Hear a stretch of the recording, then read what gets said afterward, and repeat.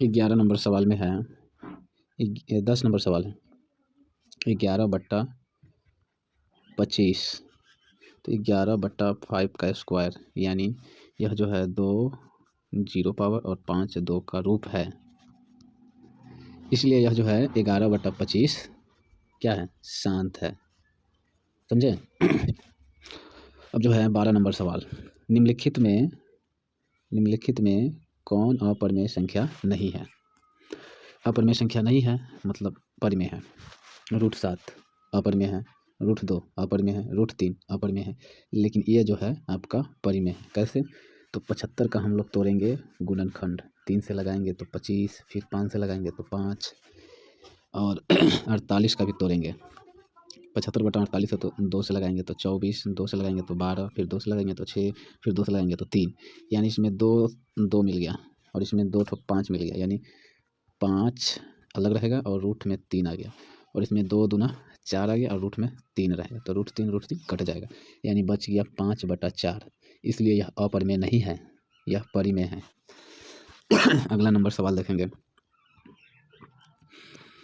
13 number, यदि a बराबर b³ + r हो तो a और b के लिए r बराबर 0 होता है। ठीक है, r बराबर 0 होता है। 14 नंबर क्वेश्चन, 5.2372 क्या है, सम तो नहीं है, पूर्णांक में भी नहीं है। पूर्णांक का मतलब होता है सीधे डायरेक्ट या तो 4 रही है या -4 रही है, माइनस प्लस किसी में भी रहे। तो यह जो है पूर्णांक भी नहीं है और सम भी नहीं है और यह अपरिमेय भी नहीं है, इसलिए यह जो है परिमेय संख्या है। परिमेय संख्या है, इसको पॉइंट पर उड़ा कर बनाएंगे तो बट्टा में आ जाएगा, इसलिए 5.2372 परिमेय संख्या है। अब जो है अगला नंबर सवाल, यूक्लिड विभाजन एल्गोरिथम का प्रयोग सर्वप्रथम कहाँ प्रयोग किया गया था। ये तो आपको याद करना होगा। तो यूक्लिड विभाजन एल्गोरिथम का प्रयोग कंप्यूटर के एक प्रोग्राम के रूप में किया गया था। कंप्यूटर के एक प्रोग्राम के रूप में। 16 नंबर क्वेश्चन देखेंगे, 3 का स्क्वायर गुने 2 गुने 5 और 3 का स्क्वायर गुने 2 का स्क्वायर गुने 5, इसका निकालना है मौसा। तो मौसा का मतलब होता है दोनों में मिलना चाहिए, तो 2 3 मिल रहा है और एक ठो 2 मिल रहा है और एक ठो 5 मिल रहा है, यानी कि आपका मौसा हो जाएगा 3 गुने 3, 2 बार, एक बार 2 और एक बार 5, 5 दूना 10, 33 30 तिहाई 90, यानी कि मौसा जो है निकल के आ जाएगा आपका 90। यहाँ पे 16 का 90 आंसर हो जाएगा। अब नेक्स्ट क्वेश्चन देखेंगे, अंक गणितीय के आधारभूत परिमेय के अनुसार क्या है। प्रत्येक भाज्य संख्या को अभाज्य संख्या के गुणनफल के रूप में व्यक्त किया जाता है। तो भाज्य संख्या को, अभाज्य संख्या जैसे मान लीजिए आपका भाज्य संख्या हो गया आपका 15, ठीक है, इसको हम लोग अभाज्य में तोड़ेंगे तो 3 × 5, यह भी अभाज्य है और यह भी अभाज्य है। तो अभाज्य संख्या के रूप में भाज्य संख्या को बदला जाता है। आगे देखेंगे 18 नंबर क्वेश्चन, 5 + 3 √2, तो √2 का वर्गमूल तो होता ही नहीं है, इसलिए यह परिमेय संख्या है। परिमेय, बी ऑप्शन सही हो जाएगा। निम्नांकित में कौन भाज्य संख्या नहीं है, अभाज्य संख्या नहीं है, अभाज्य। तो 7 का वर्गमूल तो होगा ही नहीं, तो यह अपरिमेय है। 13 का वर्गमूल होगा नहीं, यह भी अपरिमेय है। और √25 का अगर हम लोग तोड़ेंगे तो 5 आएगा, इसलिए यह अभाज्य नहीं है, अभाज्य संख्या नहीं है। यहाँ पर क्वेश्चन है इसमें अपरिमेय नहीं पूछना चाहिए था, तो यह आपका अपरिमेय नहीं है, √25, यह गलत है। 20 नंबर सवाल देखेंगे, निम्नलिखित में कौन परिमेय संख्या है।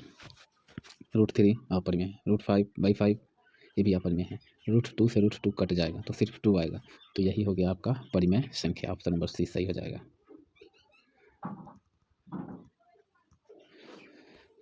अब जो है आपका 21 नंबर सवाल, 21 नंबर सवाल में है, अपरिमेय संख्या का दशमलव प्रसार होगा। अपरिमेय संख्या का दशमलव प्रसार जो होगा वह हो जाएगा अशांत। अपरिमेय जो होता है, जैसे मान लीजिए √2 हो गया, इसको हम लोग अगर वर्गमूल निकालेंगे तो 1 पॉइंट में बढ़ते जाएगा, यह कभी नहीं कटेगा, इसलिए अपरिमेय संख्या को हम लोग अशांत कहते हैं, अशांत। ठीक है। अब जो है 22 नंबर सवाल है, निम्नांकित में कौन अपरिमेय संख्या नहीं है। अपरिमेय नहीं है तो पाई है, ये भी अपरिमेय है, √7 है अपर में है, √2/√5 है, ये भी अपर में है। तो इसको हम लोग अभी थोड़ा देर पहले तोड़े हैं, तो इसको तोड़ेंगे तो यही जो है अपर में नहीं है। जब यह तीनों नहीं हुआ तो यह हो जाएगा अपर में संख्या। पाई क्या है? पाई भाई अपर में संख्या है। 24 नंबर सवाल, 3√3 क्या है? तो 3 है रूट अपर में और √3 है अपर में, तो अपर में के साथ रहने के बाद अपर में ही हो जाएगा। 24 नंबर हो गया। दो परमेय संख्या के बीच कितनी परमेय संख्या होती है? दो कोई भी संख्या हो, चाहे 1 2 हो, चाहे 2 3 हो, इसके बीच में जो है अनगिनत संख्या है, या अनंत बोलते हैं उसको, अनंत। कोई भी दो संख्या हो, चाहे 10 11 हो, चाहे 12 13 हो, उसके बीच में जो है अनगिनत संख्या है। हम लोग आगे देखेंगे। अब जो है आपका 26 नंबर सवाल। 26 नंबर में है कि दो परमेय संख्या के बीच कितनी परमेय संख्या हो सकती है? तो दो परमेय संख्या के बीच अनगिनत परमेय संख्या हो सकती है। 27 नंबर, परमेय संख्या 2 का क्यूब बाई 2 क्यूब गुने 5 स्क्वायर का दशमलव प्रसार। तो 2 क्यूब से 2 क्यूब खत्म हो जाएगा, यानी नीचे सिर्फ बचेगा 5 का स्क्वायर। तो नीचे सिर्फ अगर 5 बचेगा तो वह हो जाएगा आपका शांत, लेकिन इसमें दिया है गलत, तो शांत हो जाएगा। ठीक है। 2 या अब 28 नंबर क्वेश्चन, 2 या 2 से अधिक अभाज्य संख्या का मौसा। तो अभाज्य संख्या यानी कोई दो अभाज्य संख्या ले लीजिए, 2 3 ले लीजिए, इसका मौसा निकालिएगा। तो 2 × 3 × 2 1 2 1 2 2 कट, यानी मौसा आपका एक ही आएगा। तो दो अभाज्य संख्या का मौसा निकालिएगा तो हमेशा एक ही आएगा। दो अभाज्य संख्या का मौसा एक होगा। संख्या 2.131111 डैश डैश, लास्ट में जो है 13111 डैश डैश लग गया, तो जब डैश डैश लग गया तो समझ जाइएगा यह अपरिमेय है। क्या है? अपरिमेय संख्या। सी सही हो जाएगा। अब आपका जो है 30 नंबर सवाल देखेंगे। यूक्लिड विभाजन एल्गोरिथम किन पूर्णांकों के लिए लागू किया जाता है? शून्य सहित सभी पूर्णांकों के लिए, केवल धन पूर्णांकों के लिए, शून्य को छोड़कर सभी पूर्णांकों के लिए, किसी भी पूर्णांक के लिए नहीं। तो यूक्लिड जो होता है उसमें 0 को शामिल नहीं किया जाता है, 1 से ऊपर ही होता है, कोई अंक होना चाहिए। तो शून्य को छोड़कर सभी पूर्णांक, चाहे वह माइनस में हो या प्लस में हो, तो शून्य को शामिल नहीं किया जाता है। इसके बाद जो है अगला क्वेश्चन है 31 नंबर, गणितज्ञों का राजकुमार किसे कहा जाता है? तो इसमें जो है फ्रेडरिक गॉस को कहा जाता है राजकुमार, और सब गणितज्ञ ही हैं, लेकिन राजकुमार जो है कार्ल फ्रेडरिक गॉस को कहा जाता है। इसके बाद नेक्स्ट नंबर क्वेश्चन 32 नंबर, रैखिक बहुपद के शून्याङ्कों की संख्या। तो रैखिक बहुपद किसे कहेंगे? जैसे x+1 हो गया, तो यहाँ पे रैखिक हो गया, यानी 1 होगा। तो रैखिक बहुपद के शून्याङ्कों की संख्या केवल गणित और विज्ञान दोनों में, रैखिक शून्याङ्कों की संख्या केवल गणित और विज्ञान नहीं, इसका शून्याङ्कों की संख्या बताना, ये सारा ऑप्शन गलत है, 1 ही होगा। अब आगे देखेंगे 33 नंबर सवाल, इसका मौसा निकालना है। तो मौसा हम लोग अभी जस्ट निकाले हैं, 90 आया है। ठीक है।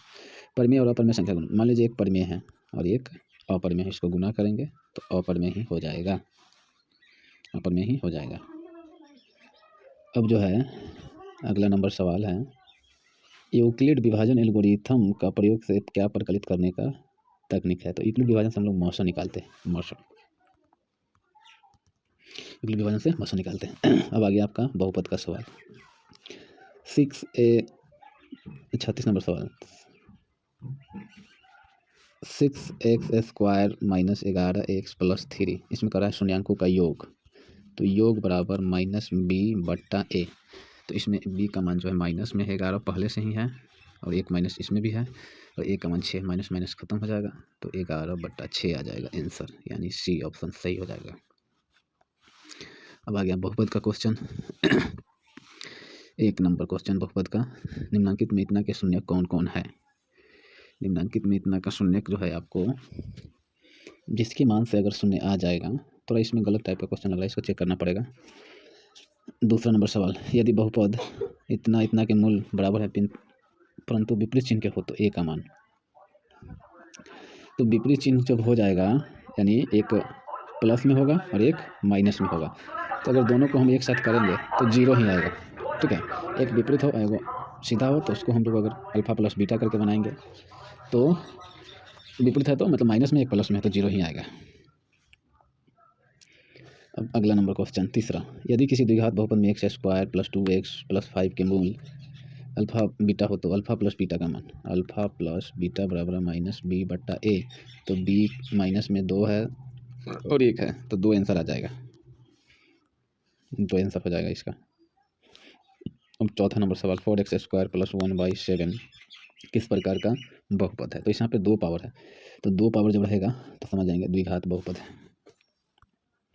5वां नंबर सवाल, यदि अल्फा तथा बीटा x² + 7x + 12 के शून्यक हो तो अल्फा प्लस बीटा, तो अल्फा प्लस बीटा बराबर माइनस बी बटा ए, तो -7/1 तो -7 ये हो जाएगा। द्विघात बहुपद के शून्यकों की संख्या होती है तो जिस पर 2 घात हो उसका 2 शून्यक निकलता है, और जिस पर 3 घात हो उसका 3 शून्यक निकलता है, और जो रैखिक हो उसका 1 शून्यक होता है।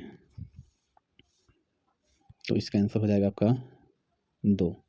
यदि बहुपद इतना के शून्यक हो तो अल्फा गुने बीटा ए गुने बी यानी ए इंटू बी, इसका फॉर्मूला c/a यानी 5/a यानी 5 आ जाएगा। 8वां नंबर, यदि द्विघात बहुपद x² - 5x + 7 के मूल हो तो 1/अल्फा + 1/बीटा, तो हम लोग पहले इसमें से अल्फा प्लस बीटा का मान निकालेंगे तो -b/a यानी -5 डबल माइनस हो गया तो माइनस खत्म, a 1 है, अल्फा गुने बीटा बराबर c/a यानी c का मान 7 है। अब आपको इसको सॉल्व करना है, 1/अल्फा और 1/बीटा एलसीएम ले लेंगे तो अल्फा बीटा, अल्फा से अल्फा खत्म तो b, बीटा से बीटा खत्म तो अल्फा, तो अल्फा प्लस बीटा जो है 5 है और अल्फा गुने बीटा 7 है यानी 5/7 आ जाएगा आपका आंसर। 5/7 आंसर हो जाएगा। यह भी उसी टाइप का क्वेश्चन है, बन जाएगा। 10 नंबर सवाल है, यदि x² - 3 ये शून्य कौन होगा तो x² बराबर 3 तो x बराबर √3 प्लस माइनस, यानी एक होगा √3 और एक होगा माइनस में √3, एक होगा √3 एक होगा माइनस में √3 यानी ऑप्शन नंबर बी सही हो जाएगा। 11 नंबर सवाल देखेंगे, 11 नंबर भी उसी टाइप का है, बन जाएगा। यानी हम लोग अल्फा प्लस बीटा का मान निकालेंगे तो -3 हो जाएगा, माइनस माइनस खत्म हो जाएगा, b/a पर बनाएंगे अल्फा गुने बीटा c/a यानी 5, यानी अल्फा प्लस बीटा पर आ जाएगा 3/5 आ जाएगा आंसर, एलसीएम निकाल करके बनाएंगे तब। अब जो है 12 नंबर सवाल देखेंगे। 12 नंबर में है द्विघात बहुपद x² + 3x + 2 बराबर 0, तो इसको हम बनाएंगे x² + 2x + x + 2 बराबर 0, x कॉमन ले लेंगे तो x इंटू 2 और इसमें 1 कॉमन लेंगे तो x + 2 यानी x + 1 और x + 2 यानी इसको x बराबर -1 x बराबर -2, 1 और -1 और -2 इसका आंसर जो है -1 और -2 हो जाएगा। 13 नंबर सवाल देखेंगे, कौन रेखीय बहुपद व्यंजक है? रेखीय बहुपद, रेखीय किसको बोलते हैं? जिस पर एक घात हो, एक घात यानी एक पावर हो उसको रैखिक बोलेंगे, रेखीय बोलेंगे। पहला नंबर में जो है 2x + 2 है, यहाँ पे कोई घात नहीं यानी x पे 1 घात तो है, छिपा हुआ रहता है, तो पहला ही ऑप्शन सही हो जाएगा। अब जो है आपका है x² + x + 1, तो इसमें निकालेंगे अल्फा प्लस बीटा बराबर -b/a तो -1 और अल्फा गुने बीटा बराबर c/a यानी 1, तो इसको हम लोग अगर सॉल्व करेंगे 1/अल्फा और 1/बीटा तो एलसीएम ले लेंगे तो अल्फा बीटा ही होगा, तो बीटा प्लस अल्फा तो अल्फा प्लस बीटा का मान -1/1 तो 1 हट जाएगा नीचे तो -1 आ जाएगा आंसर, -1 आंसर, ये आपका -1 आंसर। x² - 4x + 1 मूलों का योग -b/a यानी -4/1 माइनस खत्म तो 4 आ जाएगा। घात 1 वाले को हम लोग रैखिक बहुपद कहते हैं, 2 घात वाले को द्विघात, 3 घात वाले को त्रिघात, जो बट्टा में रहता है x, रूट में रहता है x तो वह द्विघात बहुपद नहीं होता है। अब जो है 17 नंबर सवाल 17 नंबर में है 3x + 4 का शून्यक, तो 3x बराबर इधर जाएगा तो -4 बराबर यहाँ पे 0 देंगे तो x बराबर -4/3, x बराबर -4/3 ऑप्शन नंबर बी सही है। द्विघात बहुपद इतना एक शून्यक है तो p का मान यानी x² + 2x + p, एक शून्यक -2 है यानी x का मान है -2 तो -2 इंटू प्लस p तो हो जाएगा 4 + -4 प्लस p, यहाँ हो जाएगा 0 तो p बराबर 0 आ जाएगा।